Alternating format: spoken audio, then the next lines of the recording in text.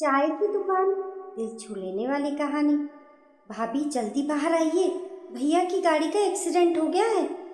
दरवाजे पर खड़े पड़ोसी की कांपती आवाज़ सुनते ही सविता के हाथ से चाय का कप नीचे गिर गया।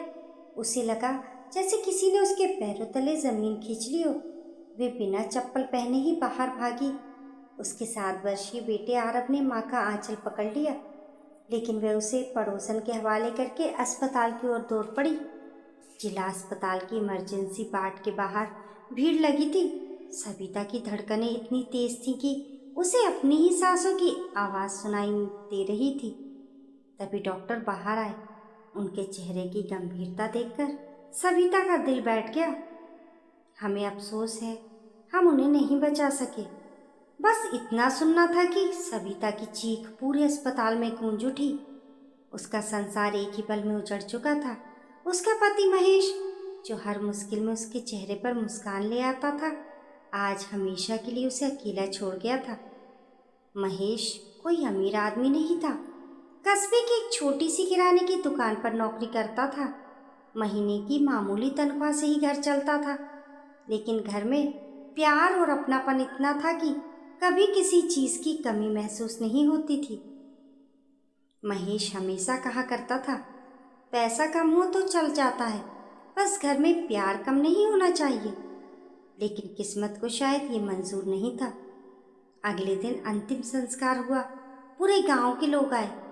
सबने सविता को ढंढास बताया, लेकिन जैसे जैसे दिन बीतने लगे, लोगों की सहानुभूति भी कम होने लगी। 13वीं के बाद घर का माहौल अचानक बदल गया। महेश का छोटा भाई राकेश एक शाम अपने पिता ओम प्रकाश और माँ शांति देवी के सामने बोला, अब आखिर कब तक भाभी और उनके बेटे का खर्चा उठाएंगे? भैया तो रहे नहीं, हमारी भी अपनी जिम्मेदारियां हैं। सविता रसोई में खड़ी सब सुन रही थी। उसकी आंखों से आंसू बहने लगे, लेकिन उसने आवाज नहीं की।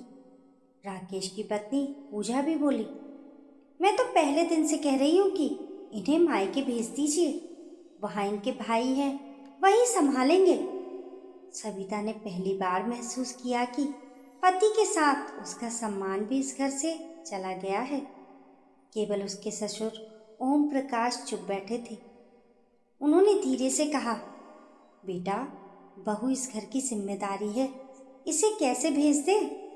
राकेश झुंझलाकर बोला, जिम्मेदारी है तो आप निभाइए, लेकिन बाद में ये मत कहिएगा कि मैंने पहले नहीं समझाया था। उस रात सविता सो नहीं सकी। आरव उसके सीने से लगकर सोया हुआ था। वे बेटे के सिर पर हाथ फेरते हुए सोच रही थी, अगर मैं टूट गई तो मेरे बेटे का क्या होगा? सुबह वे अपने मायके गई। उसके भाई दिनेश ने उसे देखते ही कहा, बहन तू यहीं आ जा, वहाँ तेरी कोई इज्जत नहीं रही। लेकिन सविता ने मुस्कुराकर कहा, भैया, मायका हमेशा बेटी का सहारा होता है, लेकिन मैं बोझ बनकर नहीं रहना चाहती। मुझे अपने पैरों पर खड़ा होना होगा। दिनेश ने पूछा, लेकिन करेगी क्या? सविता कुछ देर चुप रही। तभी उसकी नज़र महेश की पुरानी लोहे की चाय की केतली पर पड़ी, जिसे महेश कभी कभी छुट्टी के दिन घर के बाहर चाय बनाकर पड़ोसियों को पिलाया करता था। उसके चेहरे पर पहली बार हल्की सी उम्मीद दिखाई दी। भैया, अगर मैं घर के बाहर छोटी सी चाय की दुकान खोल लूँ तो? दिनेश ने पहले तो हैरानी से उसकी ओर देखा, फिर बोला, लोग क्या कहेंगे?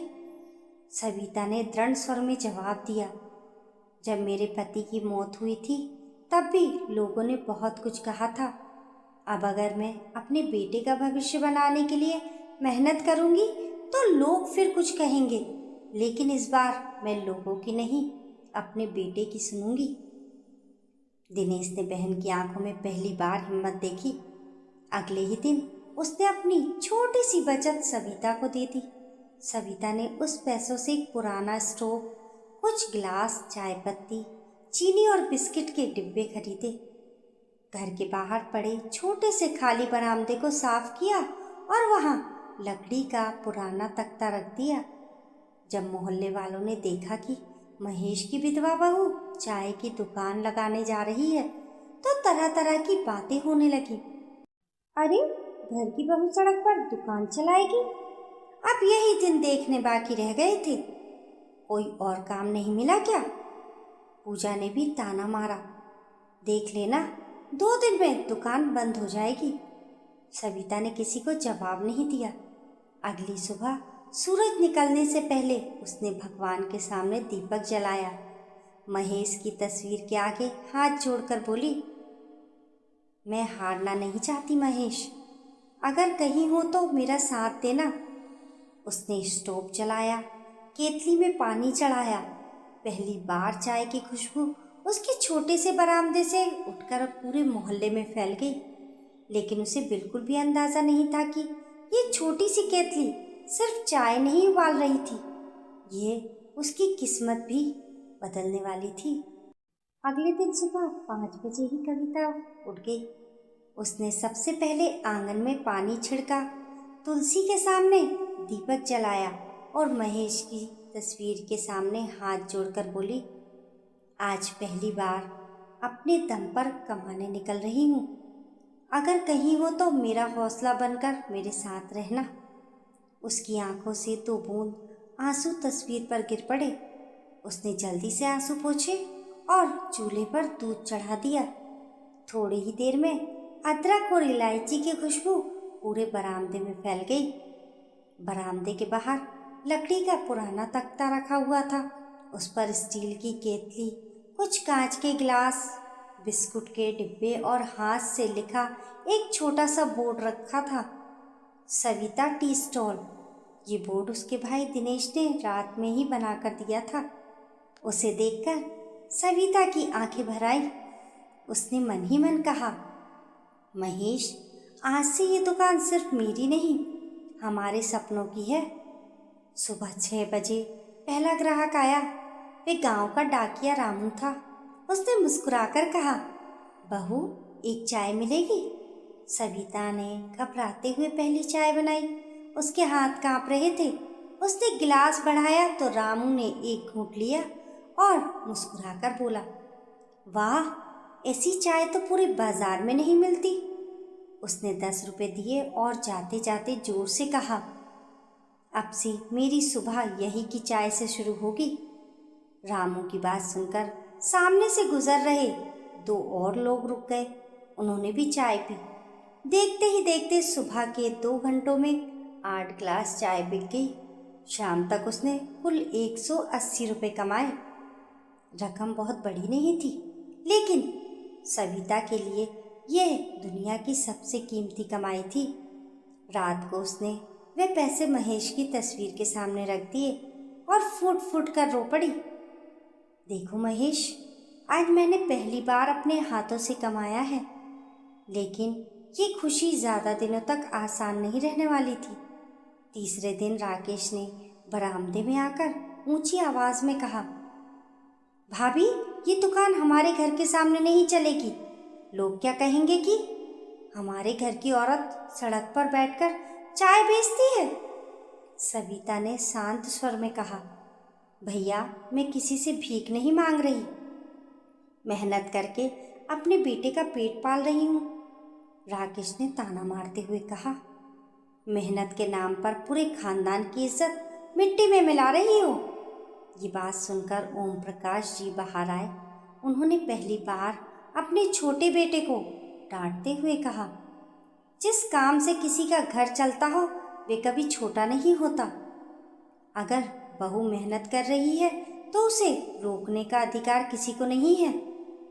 राकेश नाराज होकर अंदर चला गया, लेकिन उसके मन में जलन बढ़ती जा रही थी। धीरे धीरे सविता की चाय पूरे कस्बे में मशहूर होने लगी। उसकी चाय में स्वाद के साथ अपनापन भी था। जो ग्राहक आते वह मुस्कुराकर उनका हाल पूछती। कोई किसान होता तो उसके लिए थोड़ा गुड़ रख देती। कोई मजदूर होता तो कहती, पहले चाय पी लीजिए, पैसे बाद में दे देना। लोग उसकी ईमानदारी और व्यवहार के कारण बार बार आने लगे। एक दिन स्कूल के शिक्षक विनोद जी वहाँ रुके। उन्होंने चाय पी और बोले, बहन, अगर सुबह कुछ गरम पोहे या पराठे भी मिलने लगे तो बहुत लोग आएंगे। ये बात सविता के मन में बैठ गई। उसी शाम उसने हिसाब लगाया। उसके पास बचत बहुत कम थी, लेकिन हिम्मत पहले से कहीं ज़्यादा थी। अगले दिन उसने 4 किलो पोहा, कुछ आलू और थोड़ी सी सब्जियां खरीदी। सुबह चाय के साथ गर्म पोहा भी बनाकर रखा। पहले दिन ही पूरा पोहा बिक गया। कमाई पहले से लगभग 2 गुनी हो गई थी। आरव रोज स्कूल जाने से पहले माँ की मदद करता। वह गिलास साफ करता, बिस्किट के डिब्बे सजाता और मुस्कुराकर कहता, माँ, एक दिन हमारी दुकान सबसे बड़ी होगी।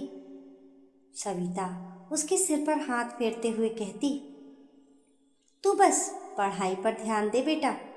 मुझे तुझसे यही वादा चाहिए कि चाहे जितनी गरीबी आए, पढ़ाई कभी नहीं छोड़ेगा। उधर पूजा और राकेश की जलन बढ़ती जा रही थी। उन्हें समझ नहीं आ रहा था कि जिसे वे 2 दिन में हार मानने वाली औरत समझ रहे थे, वही पूरे कस्बे की पसंद कैसे बन गई।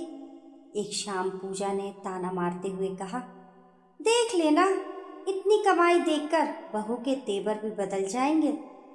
कल को पूरा घर अपने नाम करवा लेगी। ये बात ओम प्रकाश जी ने सुन ली। उन्होंने गुस्से में कहा, जिस बहू ने इस घर से 1 रुपया नहीं मांगा, वही अगर मेहनत से कमा रही है तो तुम्हें तकलीफ क्यों हो रही है? शर्म आनी चाहिए तुम्हें। पूजा चुप हो गई, लेकिन उसके मन की कड़वाहट खत्म नहीं हुई। दिन बीतते गए। दुकान अब पहले से अच्छी चलने लगी थी। सविता ने धीरे धीरे कुछ प्लास्टिक की कुर्सियां रखवा दी। ग्राहकों की संख्या बढ़ने लगी थी, लेकिन किस्मत अभी उसका एक और इम्तिहान लेने वाली थी। एक रात अचानक तेज बारिश शुरू हो गई। आंधी इतनी तेज थी कि दुकान का टीन उड़ गया। सुबह जब सविता बाहर आई तो उसका पूरा सामान भीग चुका था। लकड़ी का तख्ता टूट गया था और चूल्हा कीचड़ में पड़ा था। ये देखकर उसका दिल टूट गया। वे वहीं बैठकर रोने लगी। उसकी कई महीनों की मेहनत एक ही रात में बिखर गई थी। उसी समय आरव बाहर आया। उसने माँ के आंसू पोंछते हुए कहा, माँ, आपने ही तो सिखाया था कि हार नहीं माननी चाहिए। अगर दुकान टूट गई है तो हम फिर बना लेंगे। पापा भी यही कहते थे ना कि गिरकर उठने वाला ही असली बहादुर होता है। 7 साल के बेटे की बात सुनकर सविता ने आंसू पोंछ लिए। उसने आसमान की ओर देखा और मन ही मन कहा, महेश, मैं फिर से शुरू करूंगी, इस बार पहले से भी मजबूत होकर। उसे बिल्कुल अंदाज़ा नहीं था कि उसकी ईमानदारी और संघर्ष को दूर खड़े कुछ लोग चुपचाप देख रहे थे और अगले ही दिन उसकी ज़िंदगी में ऐसा मोड़ आने वाला था जिसकी उसने कभी कल्पना भी नहीं की थी। अगली सुबह सविता टूटी हुई दुकान के सामने चुपचाप बैठी थी। बारिश का पानी अभी भी बरामदे में भरा था। भीगे हुए चाय पत्ती के डिब्बे, टूटे हुए ग्लास और मुड़ा हुआ टीन देखकर उसकी आंखें बार बार भर आती थीं। उसे सबसे अधिक चिंता आरव की पढ़ाई की थी। दुकान बंद रही तो घर का खर्च कैसे चलेगा? स्कूल की फीस कहाँ से आएगी? उसने गहरी सांस ली और झाड़ू उठाकर फिर से सफाई करने लगी। उसे महेश की एक बात हमेशा याद रहती थी, मेहनत करने वाले की हार सिर्फ तब होती है जब वह कोशिश करना छोड़ देता है। तभी एक सफ़ेद कार उसके घर के सामने आकर रुकी। उसमें से लगभग 60 वर्ष के एक सज्जन उतरे। उनके साथ 2 और लोग थे। सविता उन्हें पहचान नहीं पाई। वे धीरे धीरे उसके पास आए और मुस्कुराकर बोले, तुम ही सविता हो? उसने सिर हिलाकर कहा, हाँ। उन्होंने अपना परिचय दिया। मेरा नाम देवेंद्र मेहरा है। मैं इसी ज़िले में एक स्कूल और अनाथालय चलाता हूँ। पिछले महीने मैं यहाँ किसी काम से आया था। रास्ते में तुम्हारी दुकान पर चाय पी थी। उस दिन से तुम्हारी चाय का स्वाद तो याद रहा ही, लेकिन उससे भी ज़्यादा तुम्हारी मेहनत और मुस्कान याद रही। सविता हैरान होकर उन्हें देखती रही। देवेंद्र जी ने टूटी हुई दुकान की ओर देखा और बोले, सुबह किसी ने मुझे बताया कि रात की आंधी में तुम्हारा दुकान टूट गई है, इसलिए मैं खुद देखने चला आया। सविता ने नम आंखों से कहा, भगवान की यही मर्जी रही होगी, फिर से शुरू कर लूँगी। देवेंद्र जी मुस्कुराए। अगर भगवान ने मेहनत करने वालों की मदद करनी छोड़ दी होती तो शायद मैं आज यहाँ नहीं होता। उन्होंने अपने साथ आए लोगों को इशारा किया। कुछ ही देर में गाड़ी से नया टीन, लकड़ी की मेज, बेंच, बर्तन और एक बड़ा गैस स्टोव उतारा जाने लगा। सविता घबरा गई। नहीं साहब, मैं इतना सब नहीं ले सकती। देवेंद्र जी ने प्यार से कहा, इसे दान मत समझो, इसे एक इंसान का दूसरे इंसान पर भरोसा समझो। जब कभी तुम्हारे पास सामर्थ्य हो, किसी और जरूरतमंद की मदद कर देना, बस इतना कर चुका देना। सविता की आंखों से आंसू बह निकले। उसने हाथ जोड़कर कहा, मैं आपका यह एहसान कभी नहीं भूलूंगी। देवेंद्र जी मुस्कुराकर बोले, एहसान नहीं बेटी, तुम्हारी मेहनत का सम्मान है। पूरा दिन गांव के कुछ लोग भी मदद के लिए आ गए। किसी ने हथौड़ा उठाया, किसी ने टीन लगाया, किसी ने बेंच ठीक की। शाम तक पहले से कहीं बेहतर दुकान तैयार हो गई थी। अगले दिन जब दुकान खुली तो सामने नया बोर्ड लगा था, महेश टी एंड नाश्ता कॉर्नर। ये नाम देखकर सविता कुछ पल तक बोर्ड को देखती रही। उसकी आंखें भर आई। उसने मन ही मन कहा, महेश, आज भी ये दुकान तुम्हारे ही नाम से चल रही है। अब दुकान पर सिर्फ चाय ही नहीं, गरम पोहा, आलू के पराठे, उपमा और घर की बनी नमकीन भी मिलने लगी। पास के बैंक, स्कूल और बस स्टैंड के कर्मचारी भी वहीं आने लगे। लोगों को सबसे ज़्यादा पसंद था सविता का व्यवहार। वह हर ग्राहक को परिवार के सदस्य की तरह सम्मान देती। धीरे धीरे उसकी दुकान पूरे कस्बे में प्रसिद्ध हो गई। उधर राकेश की किराने की दुकान लगातार घाटे में चलने लगी। उसने व्यापार बढ़ाने के लिए कर्ज लिया था, लेकिन उधार ज़्यादा हो गया और आमदनी कम। कई बार उसने सोचा कि भाभी से मदद मांग ले, लेकिन उसका अहंकार उसे रोक देता। एक शाम आरव स्कूल से बहुत खुश होकर आया। उसने दौड़कर माँ को गले लगा लिया। माँ, मैं पूरे जिले में पहले स्थान पर आया हूँ। सविता खुशी का ठिकाना नहीं रहा। उसने बेटे को सीने से लगा लिया। उसी समय देवेंद्र जी भी दुकान पर आए। उन्होंने आरव की मार्कशीट देखी और बोले, बेटा, अगर तुम इसी तरह पढ़ते रहो तो आगे की पूरी पढ़ाई का खर्च मैं उठाऊंगा। आरव ने तुरंत कहा, नहीं दादाजी, मेरी माँ ने मुझे सिखाया है कि मेहनत से मिली चीज़ सबसे बड़ी होती है। मैं छात्रवृत्ति लेकर पढ़ूंगा। देवेंद्र जी ने मुस्कुराकर उसके सिर पर हाथ रखा। तुम्हारी माँ ने सिर्फ दुकान नहीं चलाई, एक अच्छा इंसान भी बनाया है। ये सुनकर सविता की आंखें फिर भर आई, लेकिन खुशियों के बीच एक और परीक्षा उसका इंतजार कर रही थी। कुछ दिनों बाद ओम प्रकाश जी की तबीयत अचानक बिगड़ गई। उन्हें सीने में तेज दर्द होने लगा। डॉक्टर ने तुरंत शहर के बड़े अस्पताल ले जाने को कहा। इलाज में लगभग 2.5 लाख रुपए का खर्च आने वाला था। राकेश के पास पैसे नहीं थे। बैंक ने नया कर्जा देने से मना कर दिया। उसने कई रिश्तेदारों के दरवाजे खटखटाए, लेकिन किसी ने मदद नहीं की। उस रात वह पहली बार चुपचाप सविता की दुकान के सामने आकर खड़ा हो गया। उसका सिर झुका हुआ था। जिस भाभी को उसने कभी इस घर से निकाल देने की बात कही थी, आज उसी के सामने हाथ फैलाने की नौबत आ गई। सविता ने उसे देखा और बिना कुछ कहे अंदर बैठने का इशारा किया। राकेश की आंखों में शर्म, पछतावा और लाचारी एक साथ दिखाई दे रही थी। उसे समझ नहीं आ रहा था कि वह मदद मांगे या पहले अपने किए की माफ़ी। दोस्तों, आपकी इस कहानी के बारे में क्या राय है, हमें कमेंट करके ज़रूर बताइए। कहानी पसंद आने पर लाइक और शेयर करें। ऐसी ही अच्छी अच्छी कहानियों के लिए चैनल को सब्सक्राइब करना ना भूलें।